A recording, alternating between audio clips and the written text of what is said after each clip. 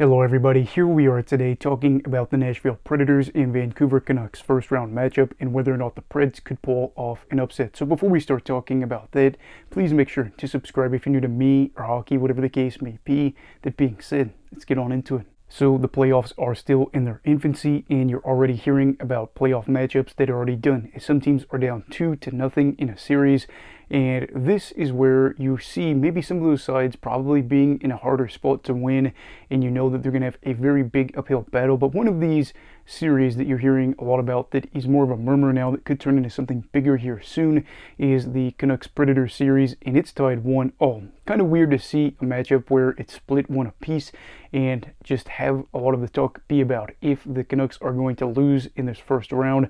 But I think this ties into the fact that Thatcher Demko, their starting goalie, could be out for this series. As we talked about that in yesterday's video, he was out for game 2 and he is kind of questionable for the remainder of this first round. This is a guy that picked up a game 1 victory for the team and also ended up having 35 wins and 51 starts on the season. A huge reason this side was able to win the Pacific Division. You'd like to have him in net, but of course without him being there, you're looking at two individuals like Casey DeSmith and Artur Silovs that'll probably be in charge of helping this team get on to the second round. That is going to be a really interesting thing to look at too, considering the combined record of the two goalies was 15-9-7 on the season. And I'm going to be honest here, we are including post-regulation losses, which some people may not be thrilled about, especially with how the shootout works and all that. But we do have to look at the fact that with their record combined in 31 games, they had 15 wins, so they lost more than they won. We're probably going to be looking at Casey DeSmith more than Silovs, as DeSmith ended up playing a lot more games. Ended up playing game 2 for the Canucks, ended up allowing 3 goals on 15 shots. However, some people are arguing about the fact that it's not all on him. Truthfully, I'm going to be honest, it doesn't really matter how he does in one specific game, but if he is allowing 3 goals on 15 shots, again, in another game, you're hoping that the Canucks are able to score a lot of goals, because if not, there's going to be problems as the series progresses. I'm looking at more some other things that could factor into whether or not the Canucks are able to win this series, especially things we saw last night that they're going to have to get fixed. The power play is a huge talking point here as they went 0-for-4, but they ended up getting just 3 shots on the man advantage. That was something that was really needing to be talked about.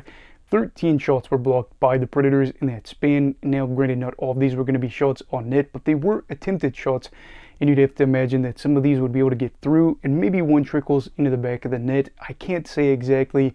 However, it wasn't just on the man advantage either. It was the fact that the Predators ended up having a block party with 30 or more blocked shots in the game. I know it was at least 30. They had 3 players with 4 or more blocked shots in the game. And while you would like to be able to say that blocked shots aren't everything, they were able to limit the Canucks to 18 shots on the night. And I just look at it, it's kind of a bigger problem where Vancouver wasn't able to get through that traffic and find a way to be able to get pucks on net, or even just to the net. And I know that there's going to be games where you're going to see a lot of blocked shots, but especially when you're on the power play, you're going to be able to have to find an advantage and get some goals in a series where you might need to be able to score a lot of goals because your goalie hasn't had the most dominant year. So there's that. Just finding that ability to get pucks in the back of the net, despite the fact that Nashville is trying to set up shop in front of the net, and still Saros is being able to stop the shots. Now, another thing too is the fact that the Predators were able to get out to an early lead. About a minute passed into the game, they were able to snag the 1-0 advantage, and then in the second period they were able to score 2 more goals to get up 3-0. I gotta be honest here, looking at this game, Vancouver probably had the edge for most of this, but especially in the third period as well. Looking at their scoring chances, I know they didn't get a lot of shots in that third period, but they had a lot of scoring chances in that final frame where things probably favored them a little bit more so because Nashville was able to kind of go into their shell knowing that they had a multi-goal lead and they were going to be able to probably hold on to this. I think that Vancouver, again, probably is in a spot where they're able to win this game if they're able to have a little bit better puck luck and they aren't playing from behind. This is a team that ended up playing a lot of minutes in front this season. They want to be able to do that. It's something that they're more comfortable with. So the start of Game 3 very likely could decide whether or not they win it. And if they go down 2-1 in this series, it's going to be something that, again, the media is going to hone in on this, because at 1-1, we're already hearing the buzz. Just wait until it's potentially 2-1 Nashville. So for me, what exactly are my thoughts? I think that Vancouver probably could still go on and win this series, and in fact, they actually are favored to still win this. According to MoneyPuck.com, they have a 55% chance of moving on to the second round, and I imagine that they factor in Demko's status as part of that. I think this team, offensively, you can trust a little bit more, and I do imagine they're going to get better results. They're going to get more scoring chances. They're going to get more shots and things like that.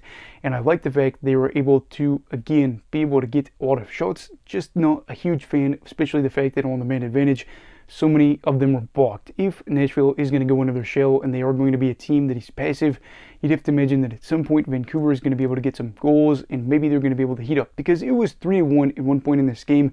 Who's to say you don't score another goal in the third period where it's 3-2? Things kind of get chaotic. Nashville maybe changes the way they play.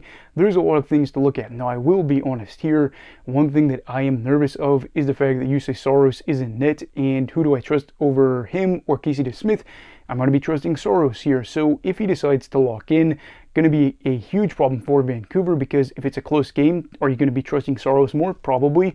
If it's a higher scoring game, again, with the fact that Casey DeSmith had some games where he allowed a lot of goals, you could probably argue that Saros would be better off in a higher scoring game, even though you'd still say, well, he allowed 5 goals.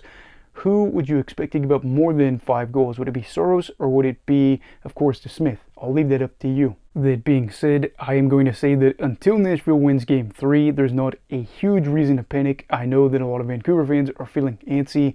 I know when I was done with this game and seeing the result, I was just like, man, this is unfortunate, and it's going to be an uphill battle. However, both of these teams have a good chance of winning. The question then becomes, who is going to take advantage of this Game 3? That is up in the air right now. Nashville, of course, being able to take home ice advantage away from Vancouver is big. If they take a 3-1 series lead heading back to Vancouver, I do think it's done. So 2 very important games here for these teams. Do I think this series is over by any means? Absolutely not. And I'm assuming Nashville fans would probably tell you the exact same thing. But anyway, what are your thoughts on this? Who do you think is going to win this series? Do you think Vancouver is already doomed? If so, tell me why. Please make sure to like this video if you found it enjoyable. Subscribe if you're new. Everybody stay safe. Have a great night. And Eagle of Hockey, alright. Goodbye, Brigadiers and Brigadettes. This is your captain signing off. Have a great night.